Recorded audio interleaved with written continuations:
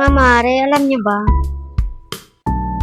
Itong box na to, akala ko kung ano lang to dahil nakapaligid yan. Minsan nasisipa ko kapag matutulog ako. Maharang-harang siya mga mare ko. One day nakita ko yung asawa ko dyan. Hawak niya yan, tapos sinilip ko siya. May nilagay siya dyan mga mare. Alam niyo kung ano? Pera. Kaya pala kulang-kulang ang mga binibigay sa akin dahil dito niya nilalagay. So ngayon dahil wala siya, at dahil wala siya ngayon mga mare, alam niyo na ang mangyayari, di ba?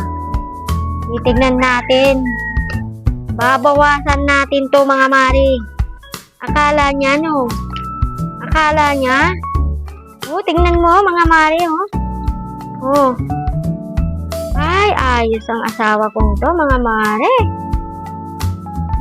Nag-iipon. Tapos, hindi niya sinasabi. Ay, ang galing. Wait lang, mga mare, ha? Kukuha lang tayo. Ito.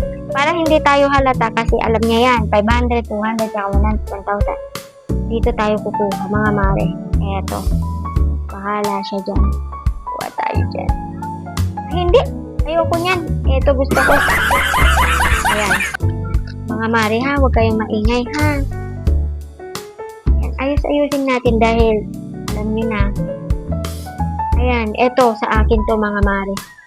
Wow! Hala siya dyan. Ayan. Siguro hindi naman to binilang ng mga mare. Sana hindi niya to mapanood dahil, uy, for the go, tataguan na naman tayo niyan.